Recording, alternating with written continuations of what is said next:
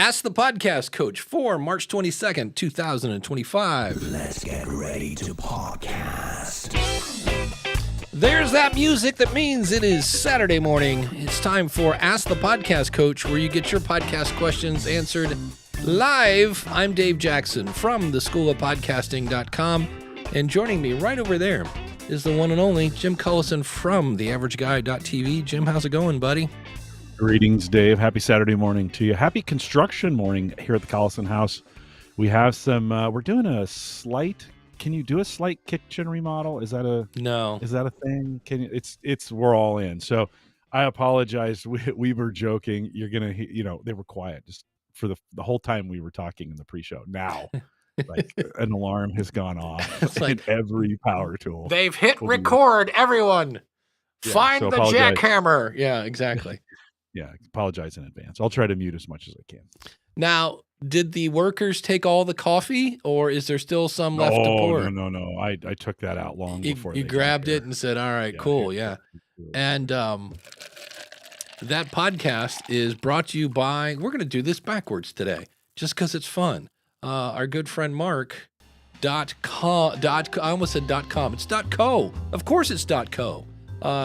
He's been a podcaster for... going all the way back to 2013.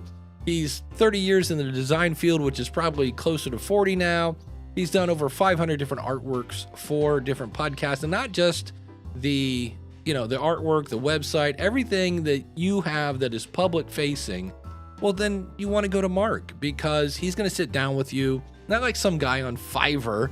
He's going to sit down with you. He's going to listen to your show. He's going to make sure that everything is in alignment with your brand, because look, they're going to see you before they hear you, and you only get to make a first impression once.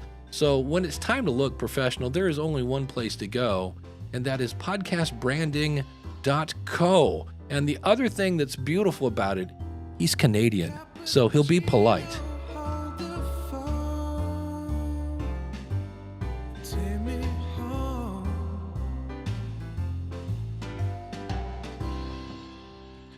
Had to hold the mute button the whole time. That was great. Big thanks to our good. You know what? While I'm talking, I'm not sure the live page is working. It's getting it to the. When I went over to grab the live thing, it went to. Anyways, big thank. Okay. Well, you can look into that while I'm doing this. Yes. Big thanks to our good friend Dan Lefebvre over there, based on a true story podcast.com. And as a kid, I love the title of this movie because it just sounded really cool. This week, The Bridge on the River Kwai. As a kid, that was a movie that I don't know. I just love the title of it. Dan has that available now, updated and new. If you need something new to listen to, if you need a new podcast, or you just want to hear how a podcast is done really, really well, check it out today, based on a true story at basedonatruestory. Ask the podcast coach for March 15th, 2000. Sponsorship. Yeah, that is our live thing is pointing to last week's thing. So that's not supposed to be doing that. On the River Kwai. Now the fun thing is, if we weren't on the River Kwai. Yeah, I love that title. If we weren't streaming live right now, it would be really easy to go and get the link to YouTube. Isn't this fun when it's live on TV? I guess if I go to my YouTube channel, it will be there, right? That makes sense? Yeah, that would probably be the right. You could, your YouTube channel. If I go to my YouTube channel, all the fun stuff that's going to be, and I will actually cut this out later. I was like, wait a minute. Well, yeah, I can see. Yeah, that's okay. Add to queue. Right at the end of my ad. And then you'll fix this, and then folks can hopefully find it. So now I go into Pod Page, and... Hey, I'm a little surprised while you're doing that. I'm a little surprised chat room didn't catch that. I'm wondering, like, these people must be subscribed. They must get the direct notification on that. There we go. And then you got me coming in through Ecamm, right, this morning instead of Zoom? We still have Zoom. So if you want to join, askthepodcastcoach.com/question, and you should, Jim, now be able to go to /live. It does work. Yay. Okay. Nicely done. That's odd. I must not have hit save because I remember doing that earlier and was like, Yeah, and interesting. then I usually check that for you. You know, as the Yeah. co-host, I'll pop in, and then that's how I get the chat, so I can kind of. I don't have in Ecamm. I don't have the control as a co-host. I don't have the control over the chat that I do in YouTube, because just in case something, every once in a while you get something weird that happens in chat, Oh, and yeah. that's one of the things I think as a co-host is part of my responsibility here is to not only have drills sounding upstairs, but have the control over the chat room, or at least making sure if things go awry that we're able to take care of those things. There So, you go. anyways, Well, see, we're back up and running. yeah, Dan was missing his coffee. He said he noticed it, but hadn't really kicked in. Yeah, and Patrick Keller says, "Is this what morning looks like?" Yes. Hey, Patrick, welcome. Welcome to the Sun- morning. Hey, are you ready for this? I always say we never get any voicemail. And speaking Yeah. of the one and only Mark DeCote from podcastbranding.co, we got a voicemail. Hey, Dave. Hey, Jim. Mark DeCote here from podcastbranding.co.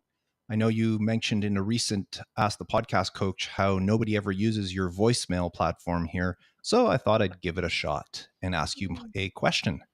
My question is for you, Dave.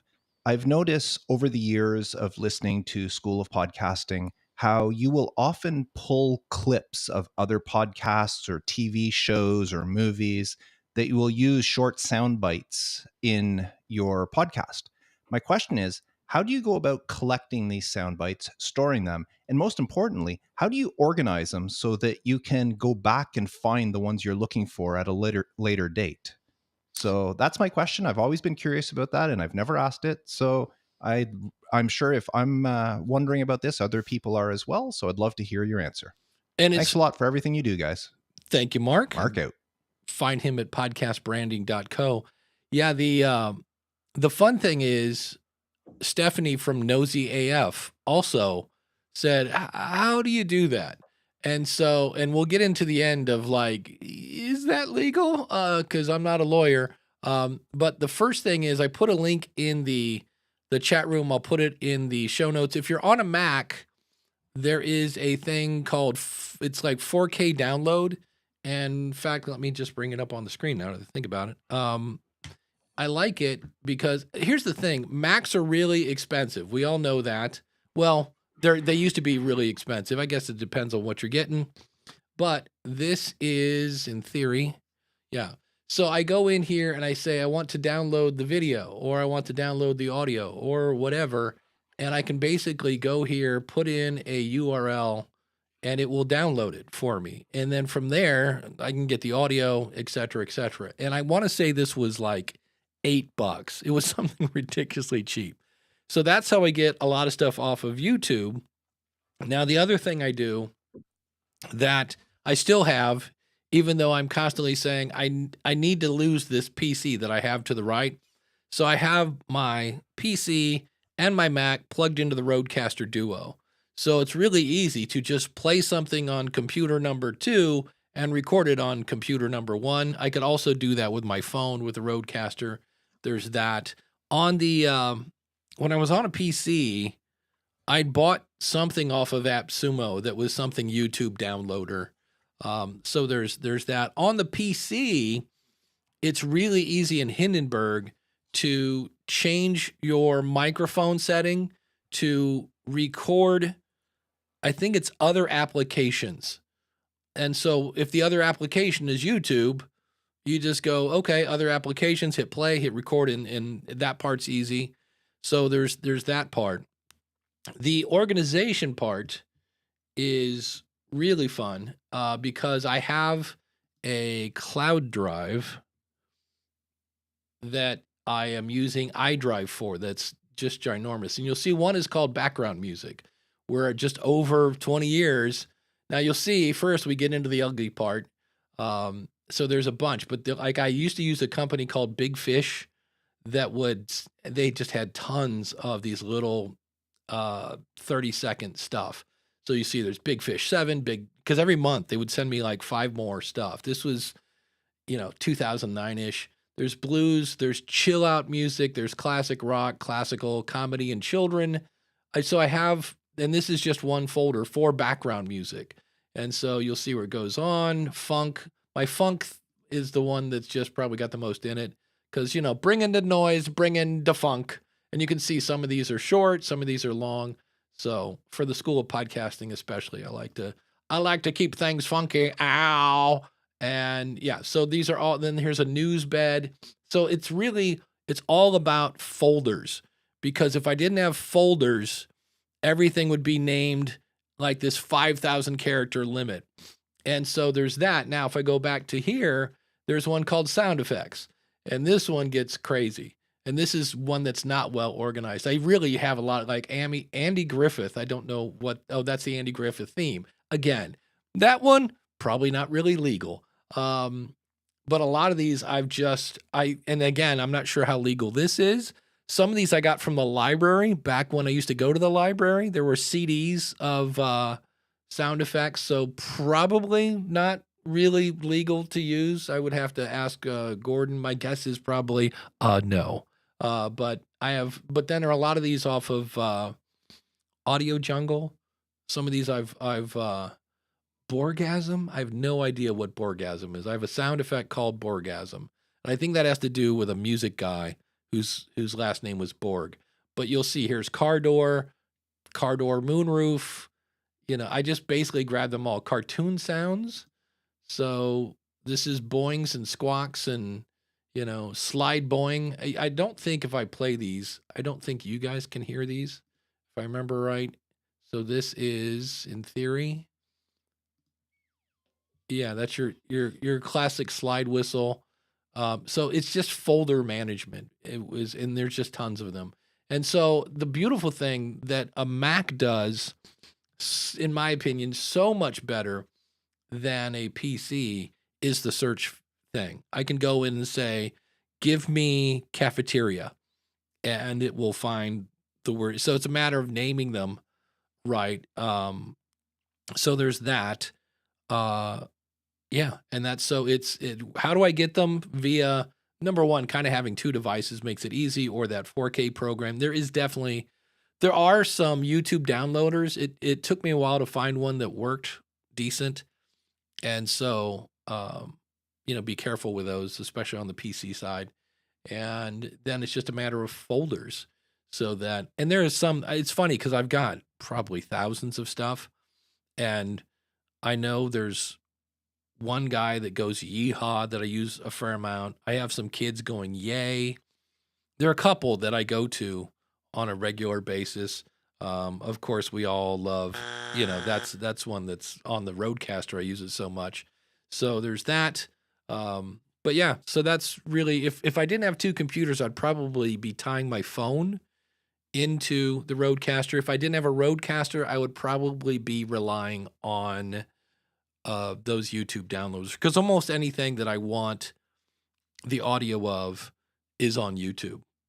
So I go to the video. Like a lot of one of my favorite is the Family Guy. He has a lot of stuff, and there was a time where Brian and Stewie Griffin, right? Okay, they did a show called Dingo and the Baby. And they were just massive. And then they had these radio guys that were called Weenie and the Butt. And it was, you've been butt slammed, and all, and this, just tons of stuff. But here's the thing. This is where we have to, like, if I just play that, that's called copyright infringement. I don't really have the right to play that. And you have to remember that if I comment on Dingo and the Baby and explain maybe how they could have made that show better, I might be able to use the fair use defense, which is something you use when you go to court, So I'm going to court. Now, I've only been in court, a couple times. And when you do, it's expensive. And so you got to be careful with that. And just realize that is the defense you use in court. And then you hope that's enough to win. And that's where I would go talk to, Gordon. But I used to just use, like, I know on, anytime I would hear anybody mention a podcast, because I know there's one where it's two people on a date and she's like, what do you do for a living? And he says something And she goes, oh, thank God. I thought you were going to say you were a podcaster. And he's like, no, I'm a audio storyteller, something like that. And so I thought it was funny, but that doesn't mean I have, and I would just use that as a transition. And I kind of quit doing that because I'm like, yeah, that's not even close to me commenting on it or anything. So that's one of those, don't do as I say, contact your lawyer and see how, because there are times when I'm playing it anyway. It really depends on my mood. And then there are other days when I'm like, yeah, I don't really like being in court. So, yeah. So that's, thank you for the question. Hope that helps. I've left most music out of my podcasts. Like we just, there's so, even at work when we got some licenses that we've bought to play this music, and you stream it into YouTube, and then YouTube gives you, not, they don't want to say a strike, but they're like, hey, this is copyrighted. And then you got to submit the thing. I bought the license. Here's the, make sure you documentation when you buy licensing. Okay. Sometimes they don't. Am I frozen? Can you hear that by any chance? What? Okay, good. That's the proper answer. I'm back here finding the link. I'm sorry, because I was listening, and then Dingo and the baby came on, because I was going to throw this into the chat room, and I'm like, oh wait, can Jim hear that? So I'm glad that you said, can I hear? Okay, good. Beautiful. Can't hear it. So continue. Yeah. So we, and YouTube's weird about that. Like, I don't think. Well, anyway, I won't say that because I probably legally can't say that. But I've just gotten away from sound effects or music or some of those kinds of things. I don't know. I go back and forth on this, Dave. Do you need it? Like it is an interesting. I mean, used correctly in a podcast, it is nice to have musical interludes with your breaks, or having an opening intro, or but some of the best podcasters, some of the best YouTubers that I'm watching right now that was an accident, by the way. I'm not trying to poke the bear here, Dave. So but some of the YouTubers that I watch, they just say, I'm Dan, I'm Sean, let's get started, right? Yeah. I mean, and they've and some of them have little music things that go on there. I'm always surprised too. There was some YouTube safe music that came out, I want to say like 8 or 9 years ago. They published a whole bunch of music for YouTube and said, hey, this is fine, you can use it's ours, we'll give it to you, you can use it, whatever. I'm surprised I'm still hearing that music from YouTubers and stuff. And you're like, oh my gosh, that is old. Like, do you want to be sharing that with a million other people? So I've kind of gone the route of less is better in that area. And that's my personal preference. Again, you can do whatever you want, but I've just kind of done less. Yeah, I know we went forever without any kind of problems. And then the one day on Ask the Podcast Coach, we got a strike because of the music. And I was like, you got to be kidding me. And so luckily I still had the CD that I had bought, and I was like, I got it from this, CD of royalty-free music. Here's the SKU number. And it was fine. They, let it go. But it is kind of, especially it's kind of weird because on YouTube, because of the algorithm, right? In theory, you are getting yourself in front of new people. And so you kind of, on one hand, you think you'd want to do more like, podcasting since 2005 to establish your credibility. But if you talk to the YouTube gurus, they're like, no, get to the meat and potatoes as quickly as possible. So when you get the old, like, I'm Dave, he's Jim, today we're going to talk about, whatever. So getting to the content is always a good thing. Where on the other hand, now Adam's an old radio guy. So there's a theme song to Podcasting 2.0 that when I hear that, it's kind of, gets me going. It reminds me of the good old days of when the Tonight Show, Johnny Carson, right? And I'd be, 7, and I'd hear da-da-da-da-da, and I'd be like, oh, I'm up late. It's the Tonight Show's on. Holy cow. So, but yeah, it's the beautiful thing is there's no rules.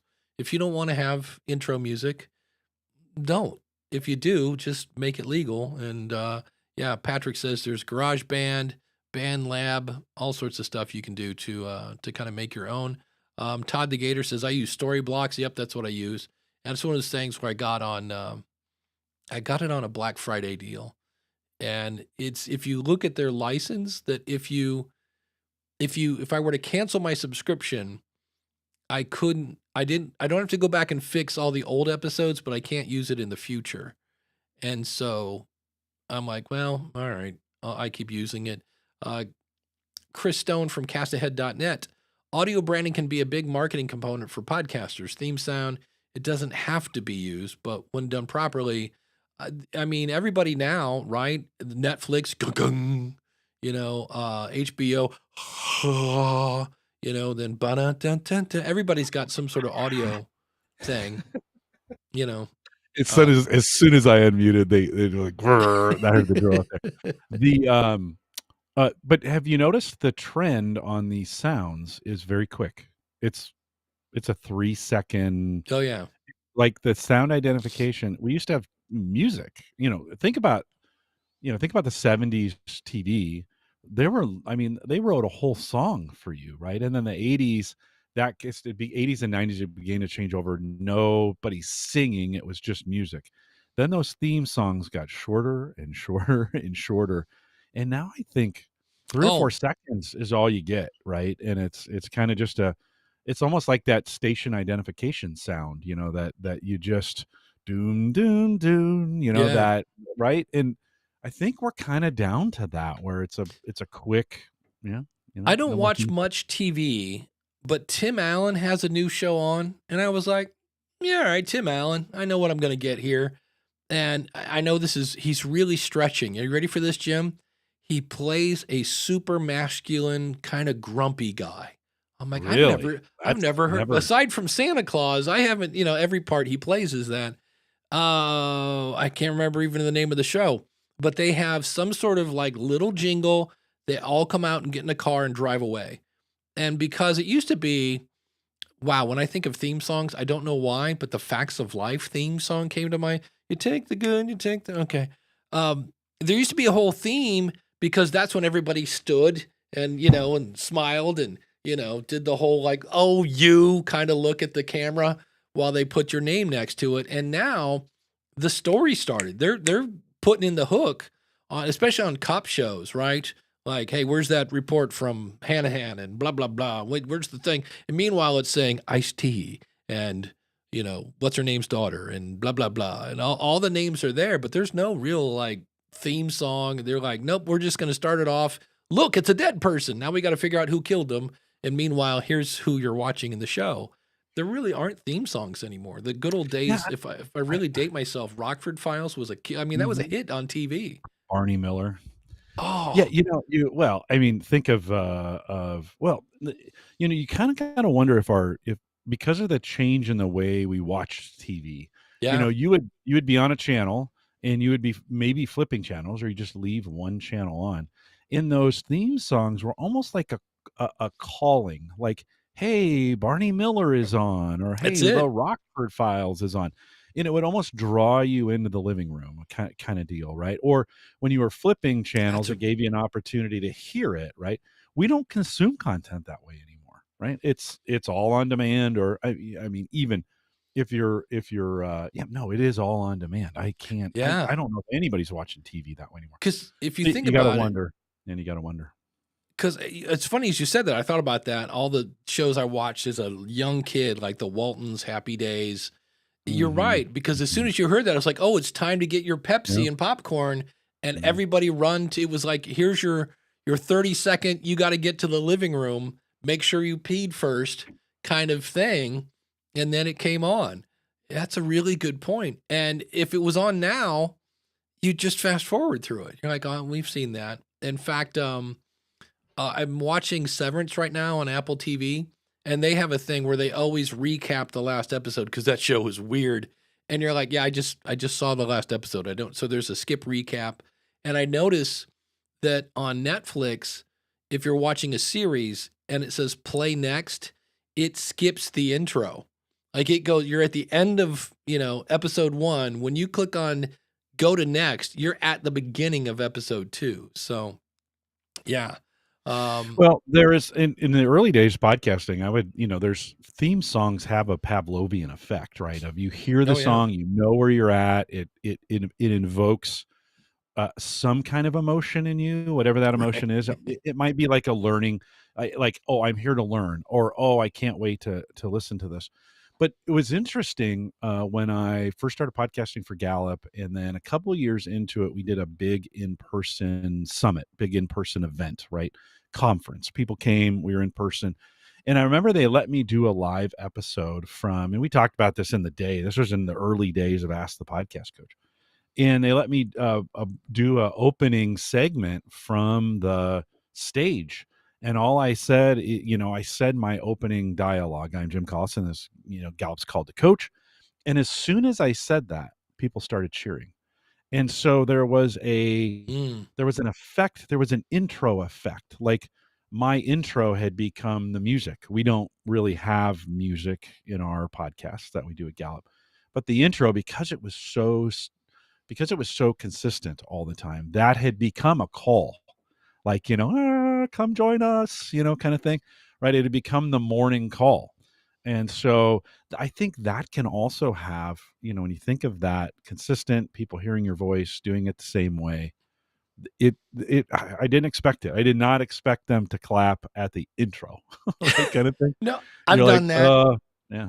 Where Yeah. I had a coaching client once, and we're talking about their intro, and I'm like, well, here's, you have to introduce the show, then you have to, if you have any street cred you want to throw in, and I just said, so like podcasting since 2005, I'm your personal podcast coach, and this giant smile came on their face. They're like, oh, he's doing the thing. Look, he's doing the thing, and I'm like, oh, okay, yeah. So it's kind of it is. I mean, think about Dave Ramsey, where cash is king and debt is bad and blah, blah, whatever the rest of his thing is.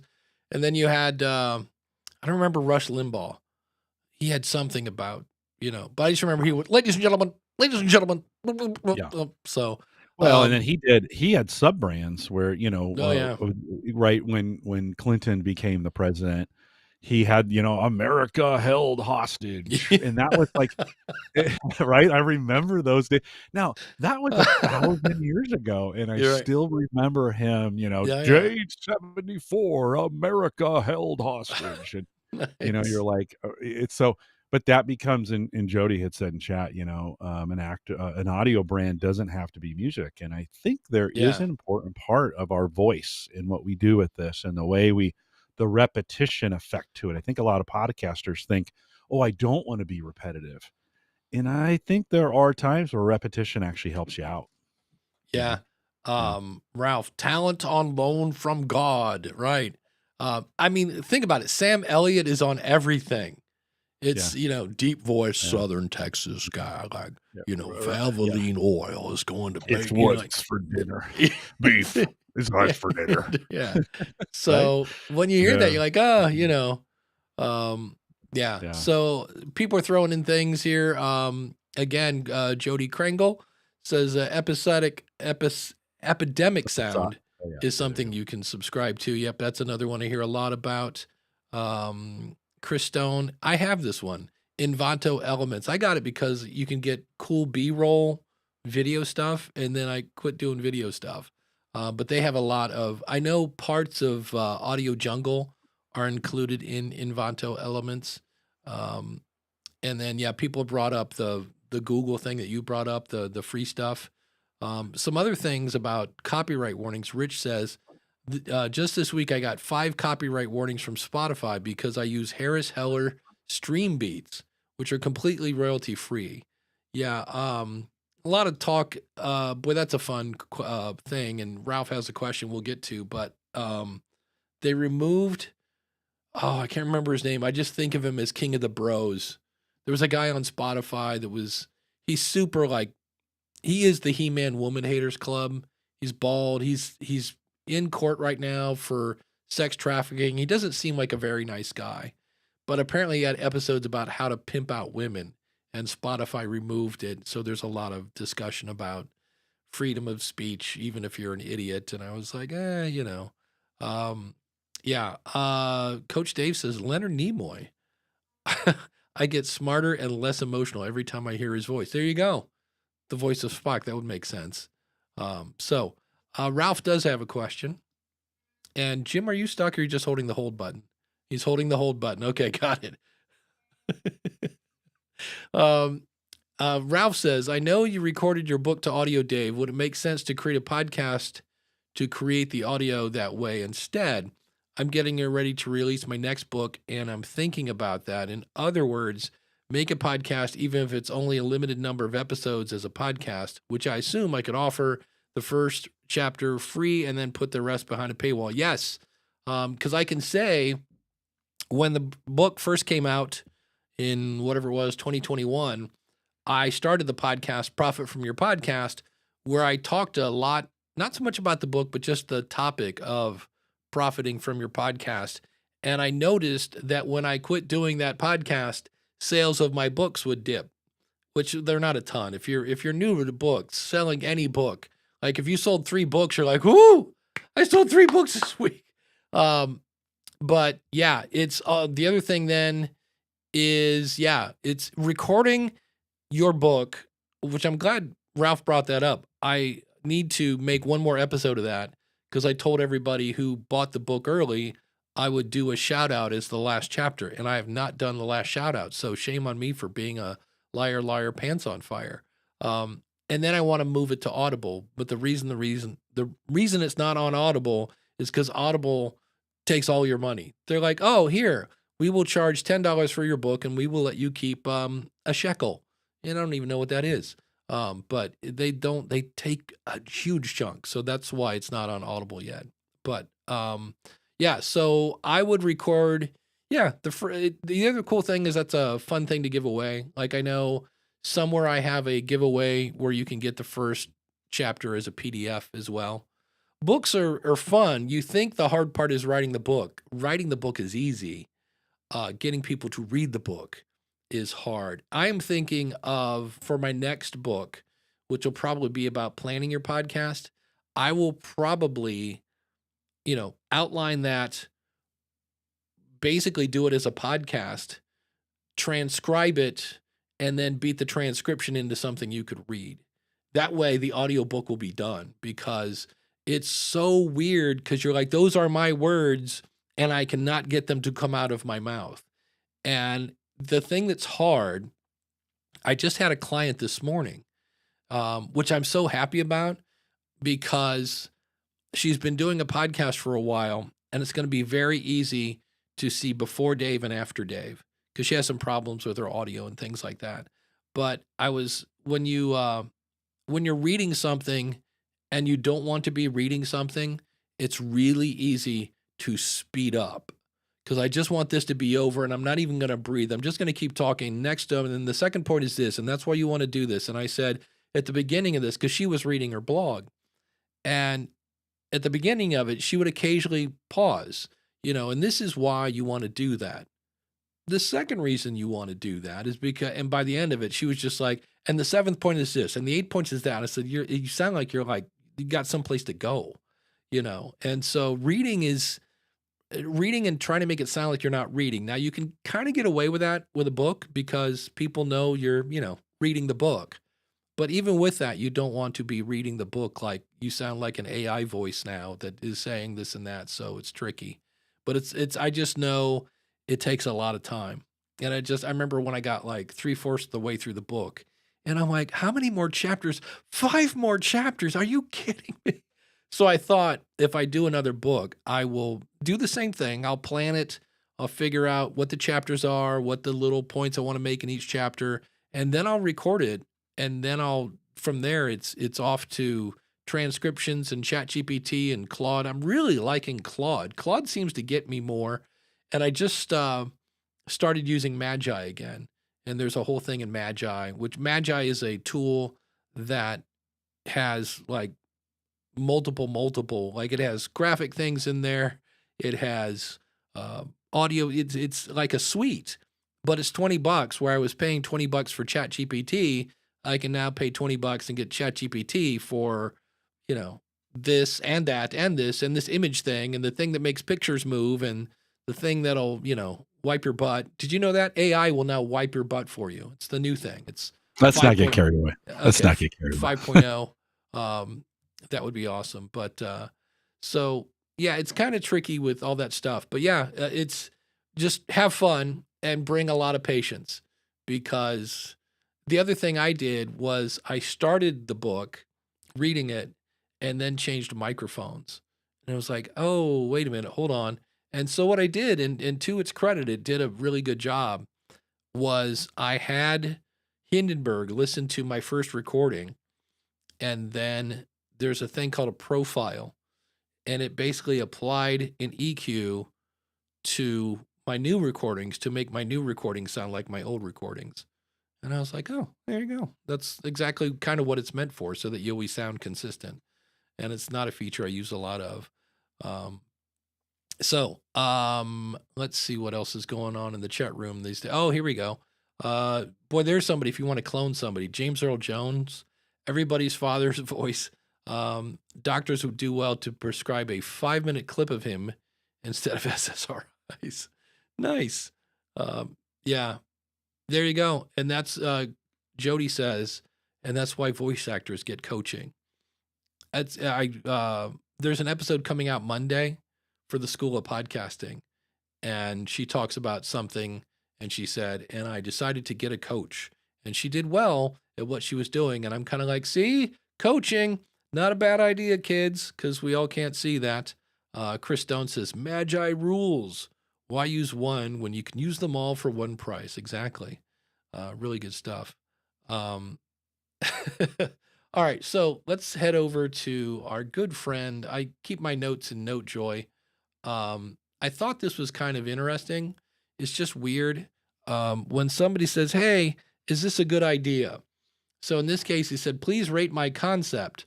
I'm planning my first podcast and have a pretty specific idea of how I want it to be. I'll be recording it in a camper van, picking up down by the river, picking up a guest in each episode. That's interesting. And talking with them about their passion. This could be unique hobbies, professions, and so on. Since this is a complex format, and I don't know how quickly I can find new guests, because not many people are like, hey, want to come in my van and record a podcast? Doesn't sound creepy at all. I'm worried about its long-term feasibility. I'm planning a 4-week release cycle. Do you think this could work, or should I reconsider the concept? And so when I threw this at Jim this morning, he was like, is that like the new, like, hey, little kid, want some candy? Come in my van. I'm like, that's just... Van door opens, want some candy. Okay. You know what, Dave? A lot of YouTubers are doing this way though, right? They come from anywhere with a mic. They're holding the lapel mic. They're in various locations. There's things going on around them. There's construction happening above them. I mean, lots of those kinds of things are happening. I don't know. I mean, I don't know if this, at first I thought, could you get a little, I mean, that's going to be kind of, those situations are going to kind of be, is that the best way to do a podcast? Right. But I don't know. Maybe it'll work.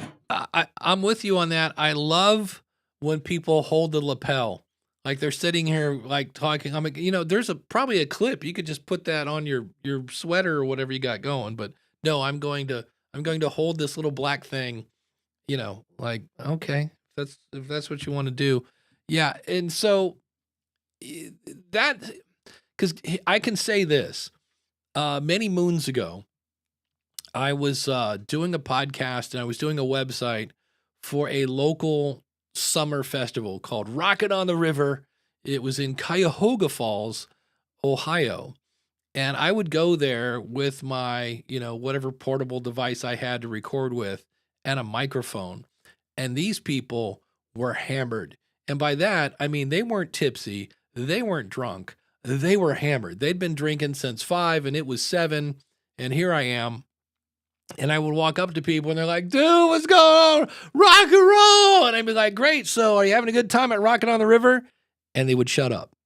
Like they're like, so if completely obliterated people will shut up, you might have a hard time getting strangers who are not, who are sober to, it depends. If you can get people talking about their hobbies, maybe, because then they're passionate about it and they'll kind of get going. But just a stranger, and then think about it. Like if somebody goes, you're on vacation, they're like, hey, can I take your picture? You're like, I guess maybe, because like, what are you going to do with my picture? So when you say, hey, can we record your voice, for our podcast, I don't know, you might get some pushback on that. I don't know. But on the other hand, I know people that have taken vans, and I think somebody had a Volkswagen Bug that turned it into a studio. It was like this portable thing. So, the good news is the inside of a car is already isolated. It's made to cut out, outside sounds. So that, that's the good news. But there's only one way to find out, and that's to do a couple and, see what happens. So I was kind of thinking I may have been better off this morning moving my studio to the shed. Right? All of a sudden I'm thinking like, why didn't I go to the shed this morning? I've done the podcast live from there before. So it's like, why didn't I? It's literally raining down sawdust. I mean, I'm like, just like Mom used to make. So anyways, it's fine. It'll all be fine. It'll be fine. I should have just moved to the shed. The one of the things I don't like in that kind of style is two people, one mic. Everybody kind of wants to, or even two mics in the same room. I don't know. That's not my favorite look. You can do it.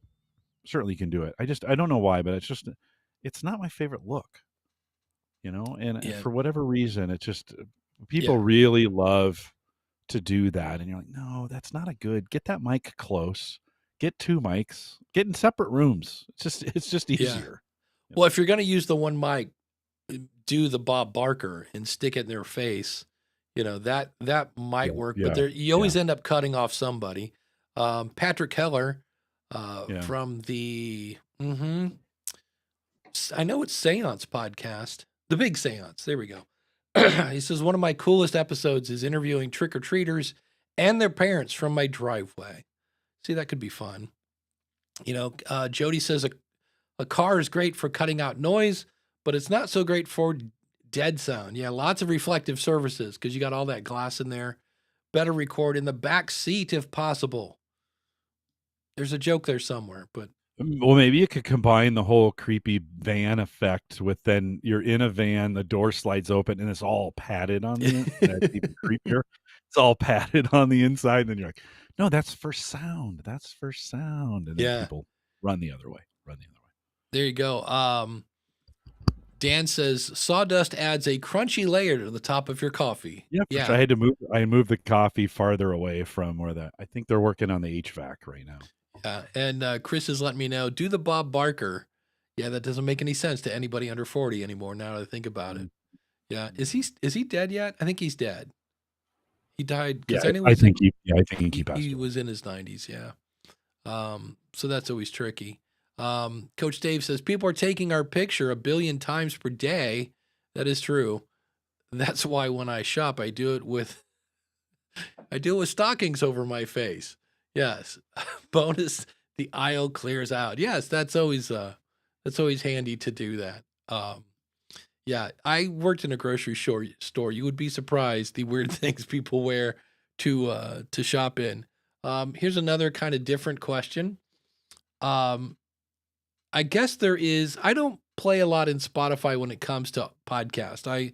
I sniff audiobooks over there, but mainly I'm listening to music. But apparently they have a more like this option in Spotify for podcasts. And he says, either my podcast probably gets 80 to 100 downloads a month. And I was just wondering if anyone has any advice on how to get listed on the more like this tab on Spotify. For instance, my podcast is a weird fiction anthology. Does it take a particular number of downloads before I show up as a recommendation on others' podcast page? Well, if it's more like this, my question is, how many weird fiction anthologies are there in there to where people go, oh, this show's just like that show, and they put it over there. So I think that's probably that guy's, that's the problem would be the case. And it's kind of like back in the day of New and Noteworthy. Most of the time that's either an algorithm or it's personal. It's a human doing that. So keep that in mind. There you go. SP chiming in. Please spray and neuter your pets. R.I.P. Bob Barker. Some other things we'll take Spotify for 200, Alex. And this again, I'm like, really? Come on now. Does Spotify for podcasters have an upload limit? Everything I've seen says no, but I regularly upload 60 to 90-minute video podcasts in 4K, and it usually works fine. Last night, I uploaded a 2.5-hour episode, and it just wouldn't take it. I kept getting an error saying the upload failed and to try again.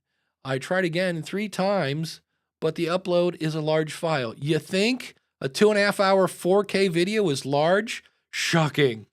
So it takes a while to upload. Besides having to wait, it was incredibly frustrating not knowing if it was going to work. I tried different browsers, renaming the file, and a few other things like resetting my Wi-Fi. All this to use a free media host. Yes, I ended up converting the file to a significantly lower resolution and uploading that. What do you know? It worked fine when it wasn't a 4K 2.5-hour file. Yeah, that's there. I'm not fully understanding what the issue could be here. Maybe the fact that it's a 2.5-hour 4K video. Let's see. The message seemed to appear when the video was processing and had been uploaded already. I don't understand why the uploader isn't better by now in the first place. Well, I know what you can do. Not pay them anymore. Any change you make is a legit risk that will stop your upload completely, and it doesn't start from where you left off like YouTube does. There's a novel idea. If you want to upload 4K video that's 2.5 hours long, maybe use a site made for video. I'm just saying. Any ideas on what is going on here? Well, you already answered your own question. When you do something different in your work, you've kind of figured out what the problem was. And that was you're uploading a 2.5-hour 4K video. And do we need 4K? Zach says I couldn't do a 4K of a camera staring in my face. Y'all don't need to see every detail of my ugly mug. I remember when I was at NAB, and they had 8K there.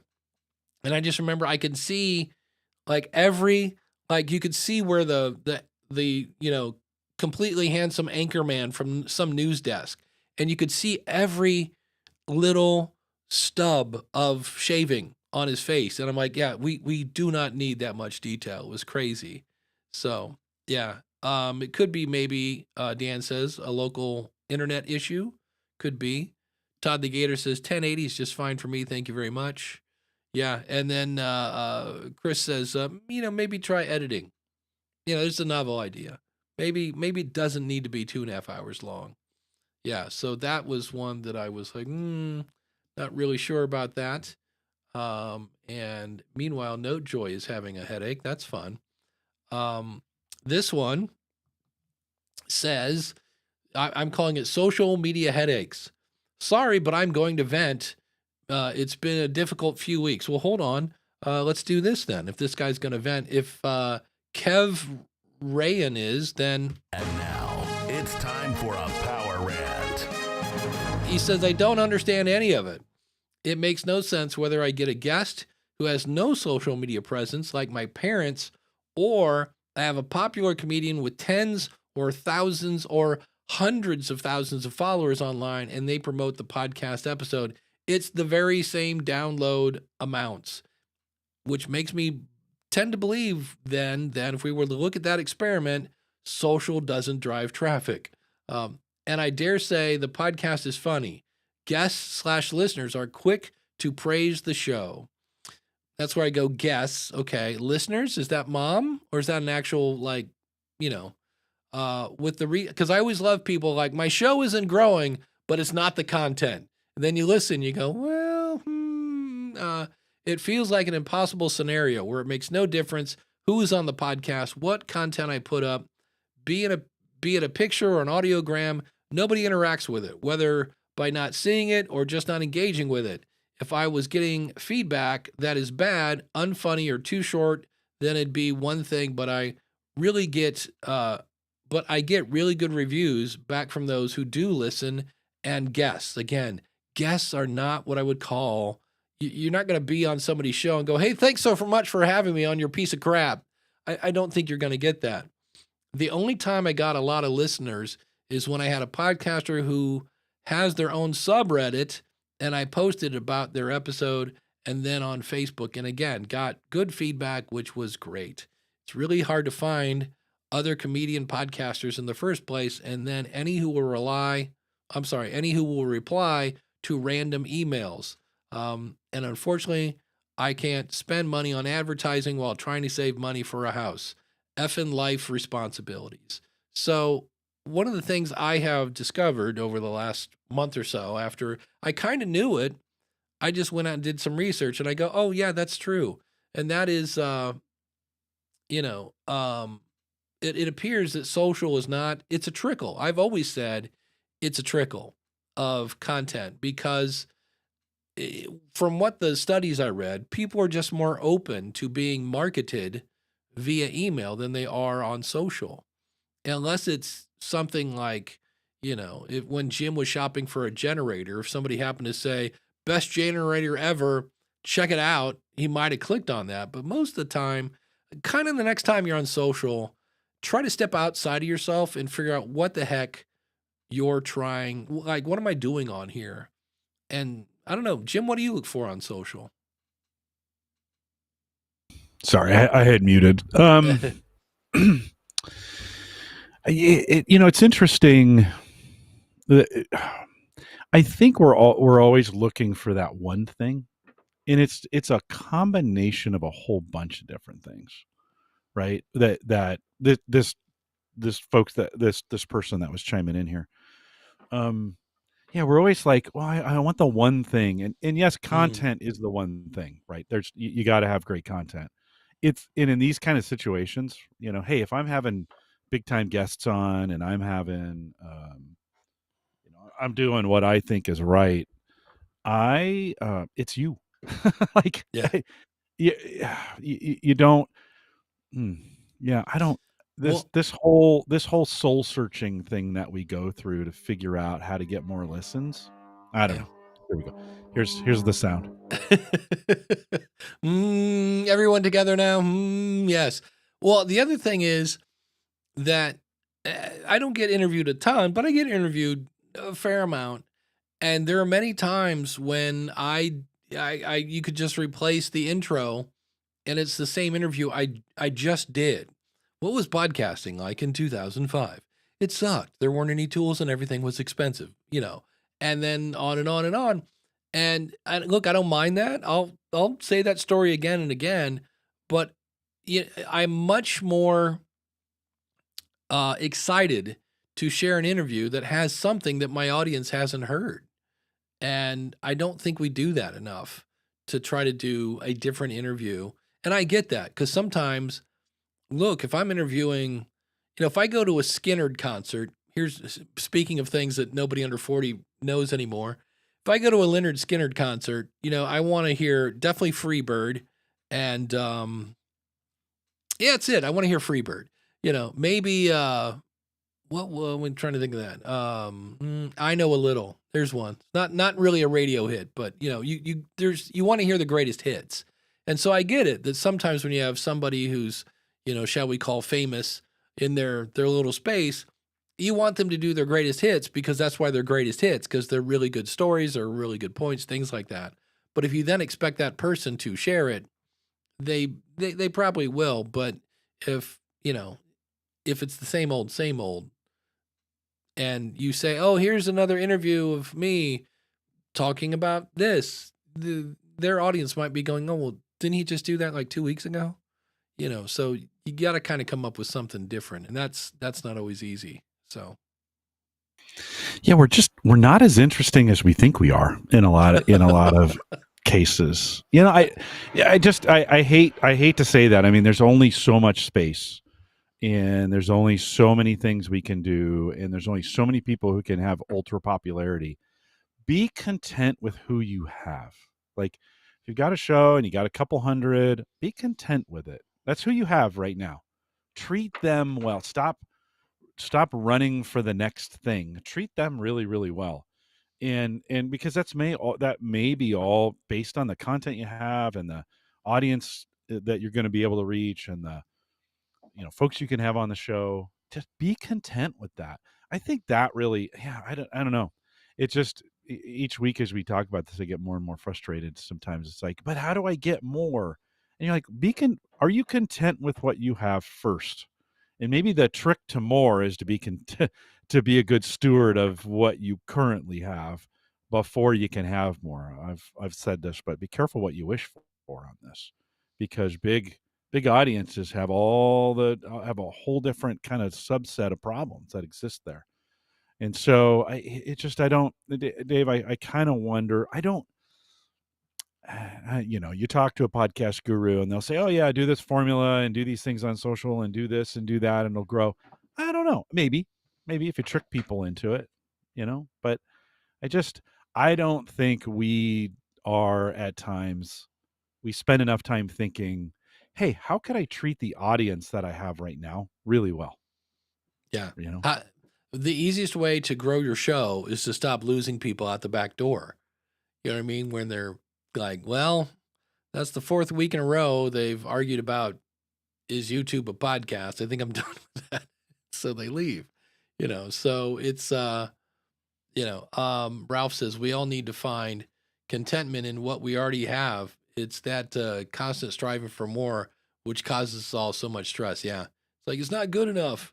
I forget what comedian was talking about billionaires, because, Elon's getting a lot of love these days.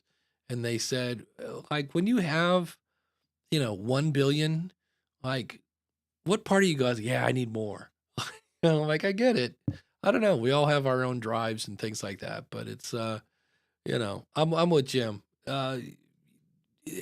Especially when you're new, be in it for the love of the game. The fact that, look, you're doing this. You mentioned how we're all not that entertaining, and Amy Poehler has a podcast now. And I was kind of wondering, like, why does Amy Poehler have a podcast? It's kind of odd. Not that she shouldn't, right? Parks and Rec, Saturday Night Live. She's a great improv person. And then she has Tina Fey on. And it turns out Tina Fey and Amy Poehler are going on tour. And I'm like, that's why Amy Poehler has a podcast. They need to announce that. But what was interesting, Amy Poehler and Tina Fey were both on Saturday Night Live. Tina Fey, of course, famous, was the head writer for years, was on, her and Amy did Weekend Update. She was on 30 Rock. I mean, very talented people. But they've known each other for like 30 years.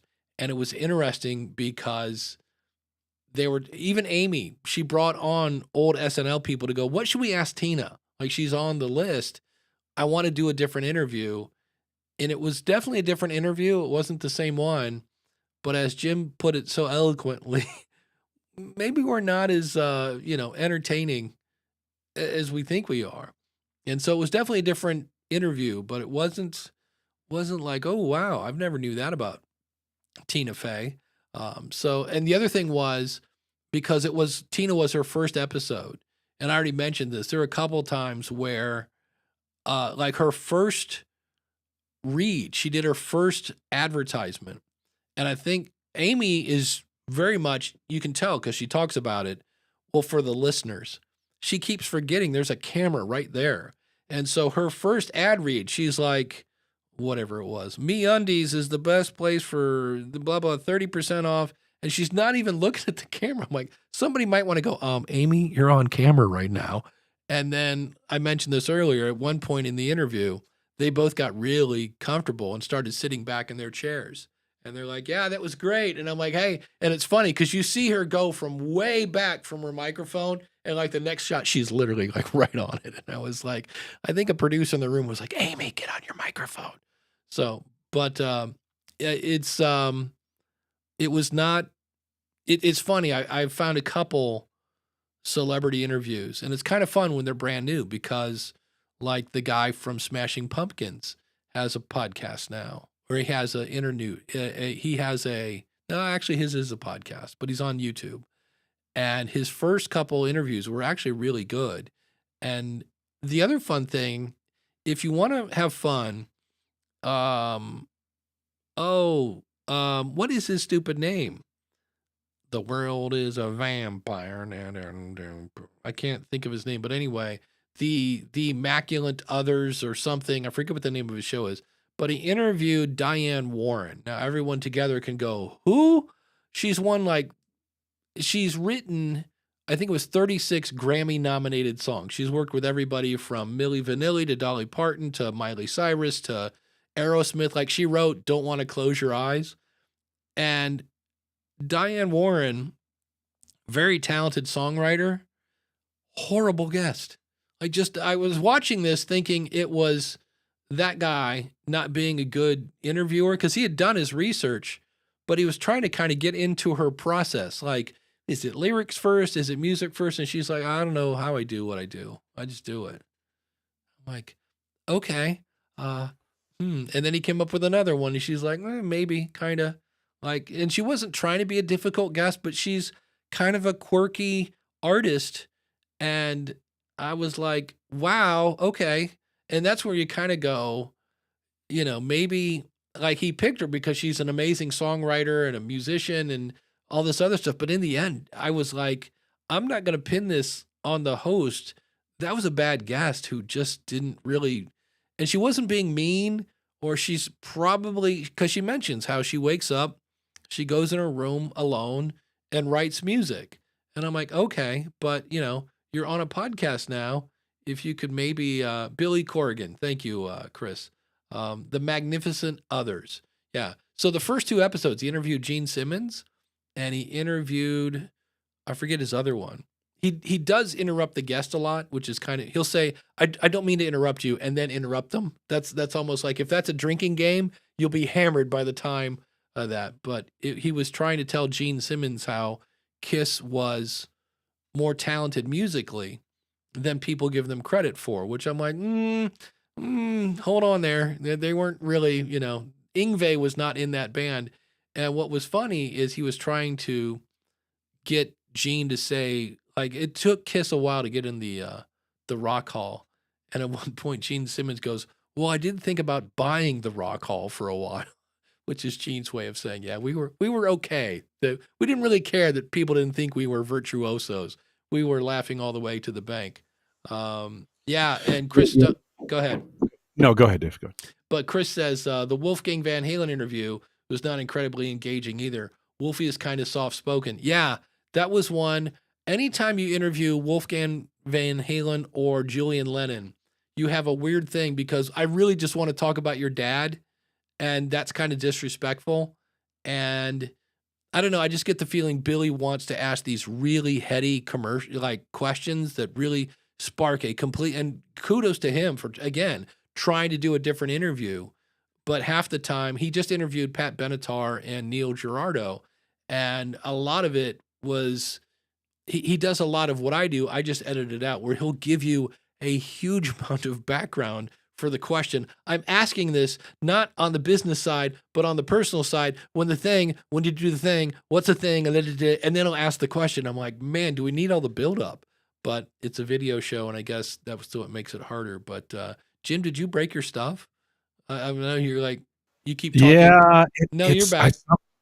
Yeah, I know, but it's not sounding right back to me. It keeps getting quieter and quieter, and I'm like, oh, this doesn't sound right. I think, Dave, as we were thinking about this idea of success of all the musicians who've started wanting to be famous, right, wanting to get a hit, and there's this giant subset of people who start.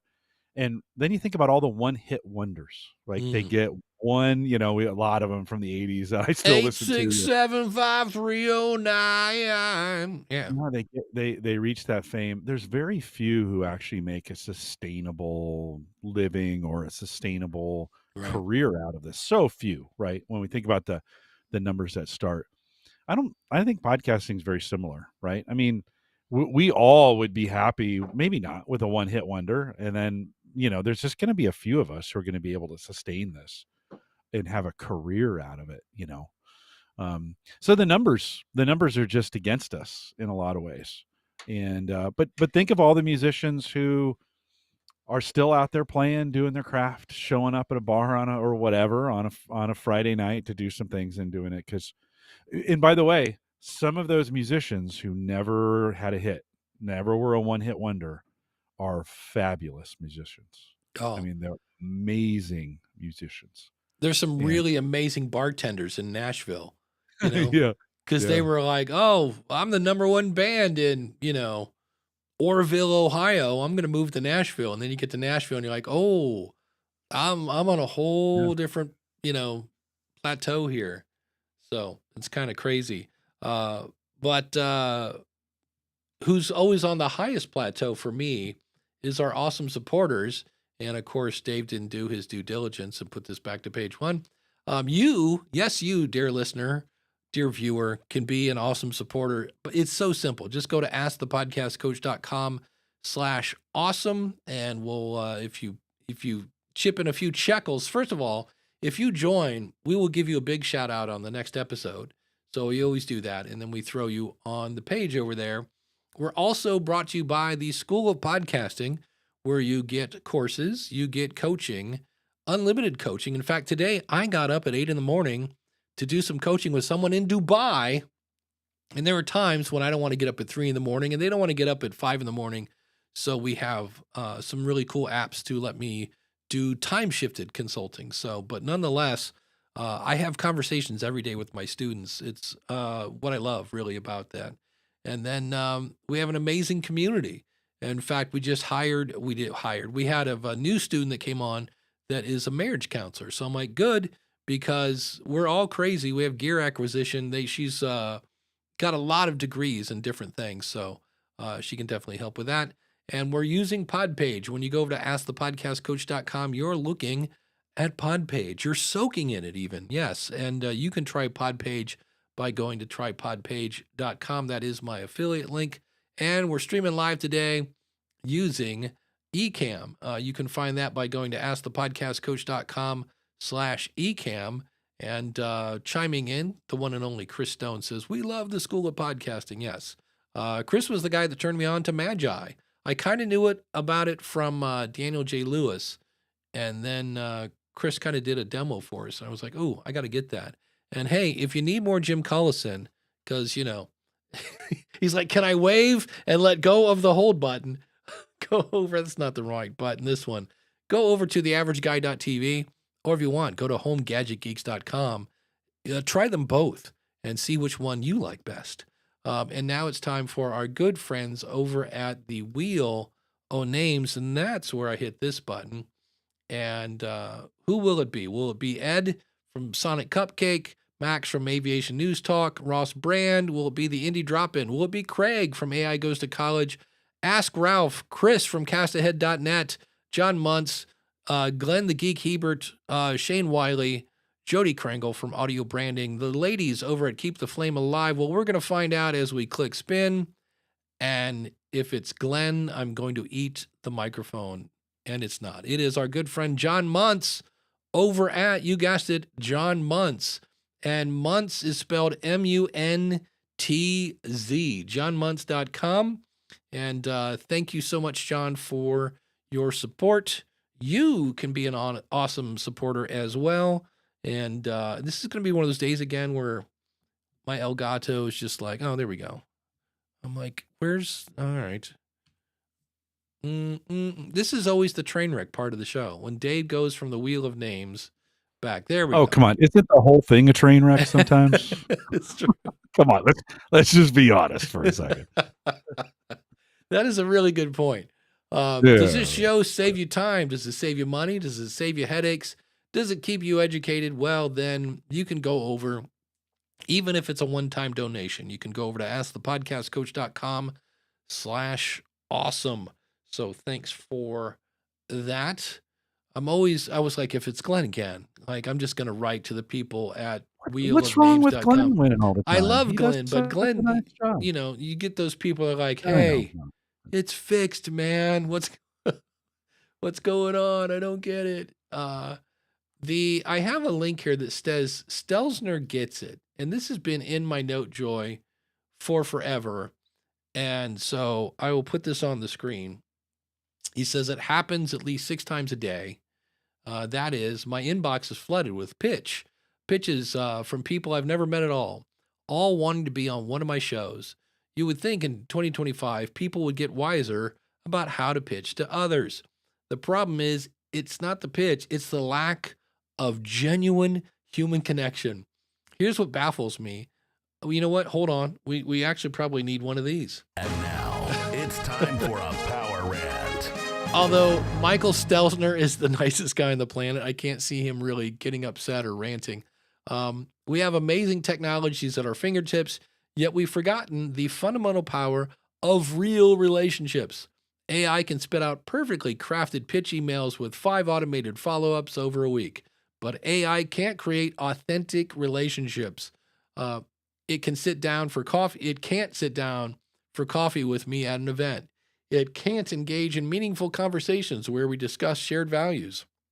Want to know how the real way to get on the radar of podcasters? Show up where they are. Come to events like Social Media Marketing World 2025 at the end of this month. Nice pitch in the middle of that one. I like that. Have a real conversation with these people. Share something valuable without asking for anything in return. What? You can do that? The truth is, people are much more likely to invite someone they've met in person onto their shows, someone who took the time to build a relationship first. The irony is that while we're all looking for shortcuts, the longest path, relationship building, is actually the shortest path to success. I see this pattern repeatedly across every industry. People want instant results without putting in the relationship work. So here's my challenge to you. Delete that automated pitch email you're about to send. Instead, find one event where your dream contact will be. Show up, be genuinely curious, and focus on how you can help them first. Have you found success through real-world networking instead of cold pitches, or are you guilty of the email blast approach? I'd love to hear what you think. So when I saw that, I was like, amen. In fact, how did I get to speak at Social Media Marketing World? Relationships. I was at PodFest talking to Mike from the Membership Guys podcast. And you know who also knew Mike? Pat Flynn. So Pat Flynn, who I've known, stepped up to talk to Mike, and I was talking to Pat, and I was talking to Mike, and then who walked up? Michael Stelzner. And so I kind of knew Michael. I've met him a couple times, but Mike and Pat were talking about podcasting, so I got to kind of chime in and apparently showed that, like, hey, Dave actually knows what he's talking about. And lo and behold, when I got home, Michael Stelzner said, hey, would you like to speak at Social Media Marketing World? And I was like, yes, I would. And so he's right about that. And I just, I know AI can write all this beautiful stuff, but, the personal angle, it's a joke, but it's not a joke. When you can tell me the eye color of your audience, you're in the right place. That really comes in handy. Have you ever said yes, Dave, to one of those automated notes? Hey, I really liked the show where you talked about, they even have a link. I mean, they're getting smarter about it, at least trying to personalize it a little bit. Have you ever thought about taking somebody up when they've contacted you that way? No. I mean, it's because there was one, it was really close, and it said, hey, Dave, I love what you said. And then it was an episode name on, and they had me, your podcast, schoolofpodcasting.com, plan, launch, and grow up. And they had the full name of the show, which is what's in Apple, but nobody calls it that. Nobody calls my book Profit from Your Podcast. With the tagline, they just call it Profit from Your Podcast. So most people call my show the School of Podcasting. And that's when I was like, oh, this is a copy and paste. Like, this is somebody's like, insert name of show, insert name, insert latest episode. And I was like, oh, you almost got me. That was good. The woman that's on Monday contacted me on Facebook, and she said, hey, are you still doing the show Profit from Your Podcast? And I go, it's on a kind of when I find something basis. And she goes, she looked at the title and she said, I don't see where you've talked about partnerships. And I go, I don't think I have. I go, I've never really done a partnership. And so she said, well, I have. And her show was about being a mom. And I said, okay. Do you have links to interviews where you've talked about this? Because she's launching a new service. She's actually been successful making partnerships. So now she's going to teach other people. And I just did the whole, hey, I don't really know you. This sounds really good, but I reserve the right to not publish this in the event I don't feel this delivers value. And at first she didn't go, how dare you? But she's like, well, if you're not into it, I'm not, and I go, no. I go, give me some more information. Like, explain to me exactly how my audience would benefit. And she did. And I was like, oh yeah, you're coming on the show. And she was great. She was amazing. It's going to be Monday's show. And she actually got a partner before she had a podcast because she was super niche. So I think sometimes we don't respond to those because they feel spammy, and they feel because the motivations are in the wrong place, right? Most of us know I'm getting worked. Like, this is somebody wants to be on my show because they want to promote their product, right? Or they want to, right? And we sense that, we feel it, and we're like, that's not what, like, that's not why we do what we do, right? I mean, I have a rotating set of guests on Home Gadget Geeks, and I know their motivations are to be, I mean, just when we were recording Thursday night's episode, the guest said to me at the end, he goes, I just really like being here. Because I said, hey, thanks for coming on. I appreciate it, after the show, right? Yeah. Thanks for coming on. Glad you're here. Appreciate it. And this is a Gavin who I'd had on Thursday. This is a guest I can say, I can give him a week. Hey, can you join me on Thursday? Absolutely. And on Wednesday, I get an outline from him of like, hey, here's all the things that I can talk about. Oh, wow. Right? Yeah. I mean, and I say, hey, thanks for doing, they don't have to do this. I don't pay them to do this. I mean, he's on the hometech.fm podcast and we promote it, but he's there because he wants to spend time talking technology, right? He wants to be a part of the community. You can sense it. You can feel it. He's a great partner on that. I had weeks ago, and Jeff, who's a listener here, he wants to be there, and you can kind of sense that. And I think this is where we're missing on these, when people contact you. I think I'd have great content for would you? And listen, every once in a while I find somebody who would, and I'm like, okay, I could turn this, even though the motivations aren't right, I can turn this into a pretty good episode if I use their content for my listeners, right? You can kind of turn that scenario. But most of those don't work because we know we're getting played. We know we're getting, they're making the circuit, right? This other influencing bad advice that goes around when people write books. Get on as many podcasts as you can, right? Right. And you're just being one of those as many podcasts as you can. They don't care about your audience. They don't care about who you are even. In fact, they hired some PR company to get on your podcast. They don't know you. They show up and they do their spiel to get their book sold. And they just don't care. So I think that's one of those things. So what do we do as podcasters? We're like, well, okay, well, if I want to promote my podcast, I need to get on as many podcasts as I can. Right. What does that work? Maybe a little bit. Does that feel spammy?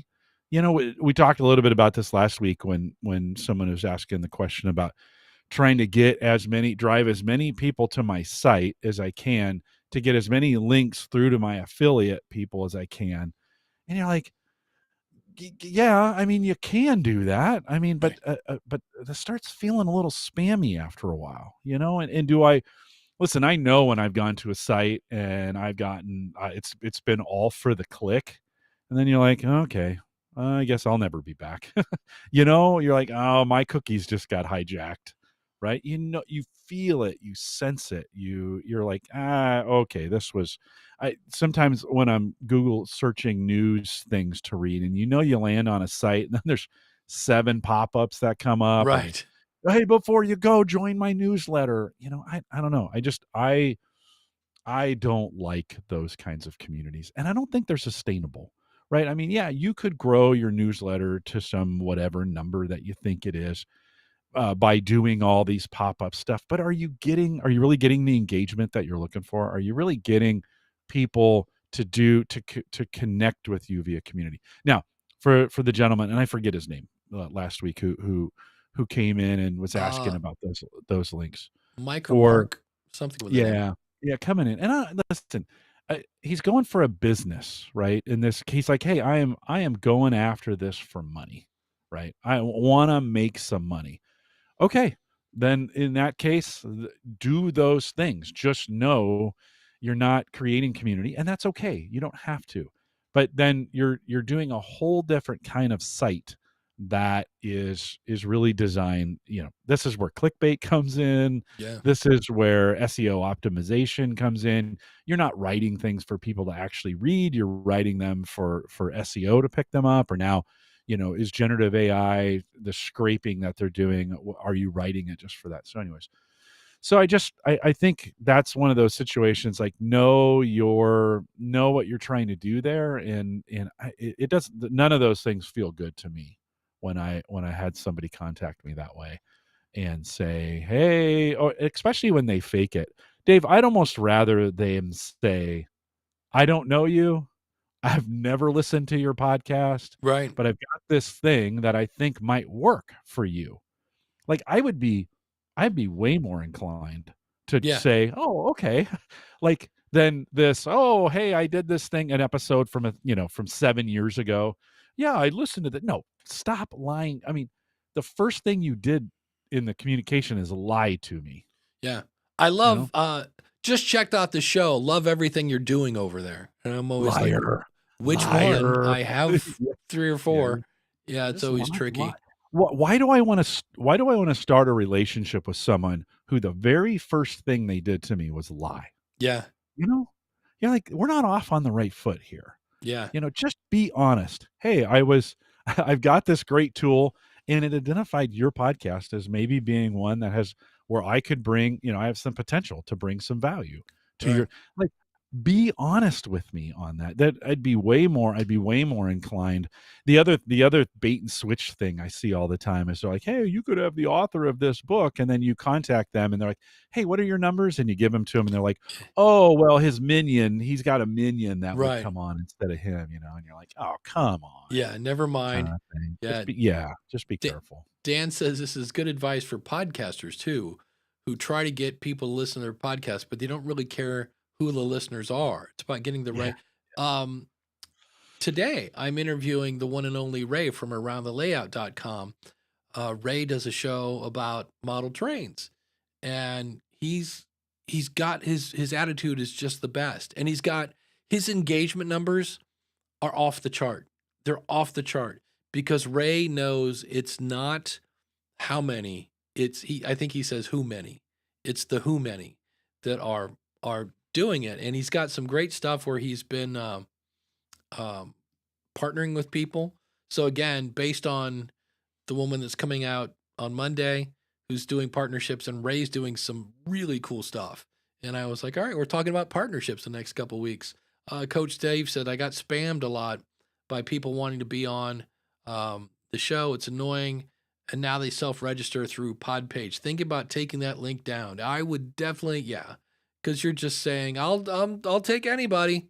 Yeah. And the other thing I found out, in fact, I told Brendan, even if you don't put that person on the show, it makes a page for that guest. Now you have to kind of look for it, but it's on the internet, so Google can find it. And that page has links to their social and their website. So that's where people go, oh, I can get a backlink? So I was like, As we think about wrapping up, Zach says, thinking about going to Podcast Movement this year, since Dallas is only 7 hours drive. Only 7 hours is not a phrase that normally comes out of my mouth. And that's where I grew up. Do you recommend the mid-level ticket? So I'm looking at the mid-level ticket, and because they don't have a ton on here about it. designed for podcasters and professionals looking to get more out of their event experience. And it says you get the recordings, which is interesting because we always say we want the recordings, and then we never, at least I don't, listen to them. I will listen to one or two. I remember one year from Podcast Movement, I listened to two, and I thought they were both meh, and I didn't listen to any more. Speedy baggage pickup. I don't know. To me, half the fun of getting checked in is the relationships you make in line while you're waiting to do that. Light snacks or BYO. BYO, yeah, bring your own. Does not include access to the Platinum Lounge, which includes elevated networking, food, drinks, and more. So what I would look at is that to see, like, wait, does this exclude, if I don't have the Pro Pass, does that mean I can't go to the networking parties at night? Because that's where the real fun happens there. And what is the difference? See, that's $1,000 for the Pro Pass. The Creator Pass is $500. Yeah, I would look at those because as long as I can get into the parties, I would be happy with that.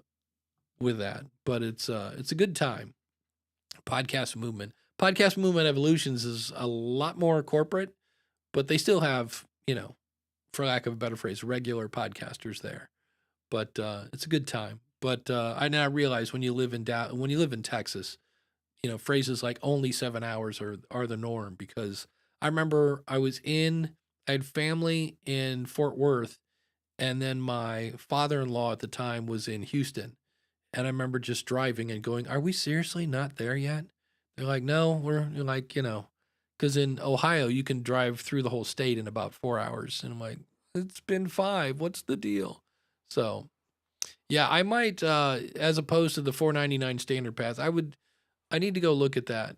Will you be there for Podpage? Yep. I'll be there. I'll be in Chicago next week, and I'll be in Dallas in August at the Podpage booth. I'm speaking. It's not 7. It's more like 10 for me. I don't think I'm going to go this year. Yeah.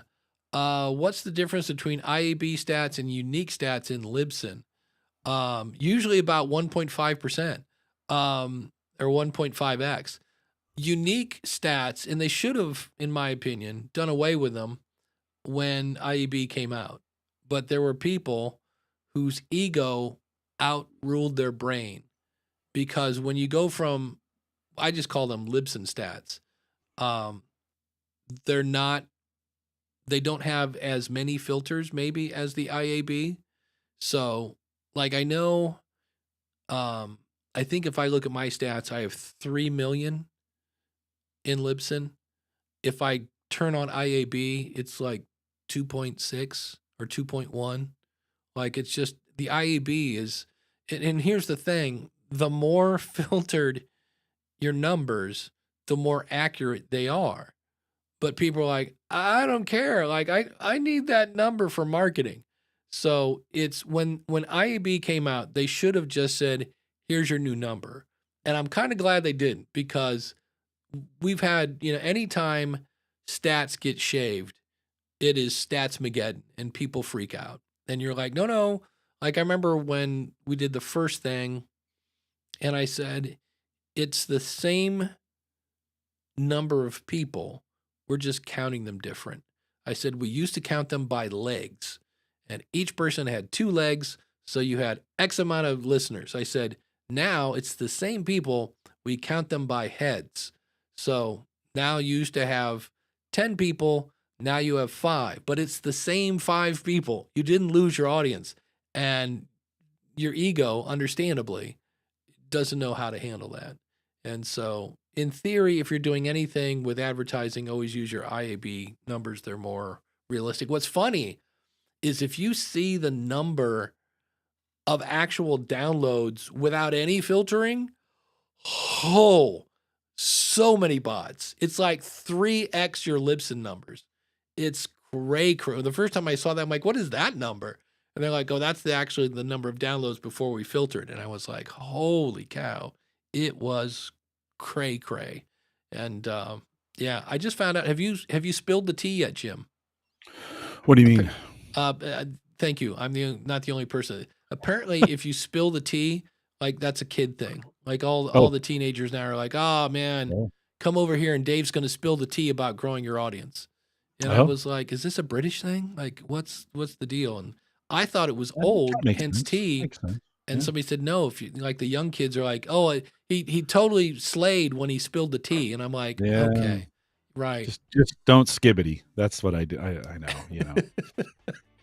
Excellent. Well, Jim, what is coming up on theaverageguy.tu on Home Gadget Geeks? Gavin Campbell joins me this week. We catch up with him. New hot water heater that has some home automation associated with it. He's got a brand new robot lawnmower that he's been talking about. Nice. We actually talked about indoor plant moisture censoring. So how do you your plants, they're looking a little weak on the inside. There's some sensors now you can put in your house, monitor all those. Gavin's a great guest. Always great to be on. That is available now, homegadgetgeeks.com. That's cool. Like Alexa, well, the woman in the tube is not going to be like, Dave. You almost said it. What are your plants? Yeah. That's interesting. It's a good idea. It's a good idea. Well, I mentioned it earlier. Stephanie Thompson is coming in, and here's the fun thing. The password is vagina. Yes, that word will be used in that episode. So if you have kids in the car and you freak out when you hear that word, because she does a very female-related show. Her book is called The Day My Vagina Broke. And so in the process, she found some partners about this condition. And so it's really, really cool. So I'm looking forward to that one, and then following it up with Ray to just go check this out. You don't have to have 8 gazillion downloads to get some success with your podcast. So that's coming up on the School of Podcasting. Next week is the 29th. I will still be here because I'm trying to think about around podcast movements. So we will see you next week with another episode of Ask the Podcast Coach.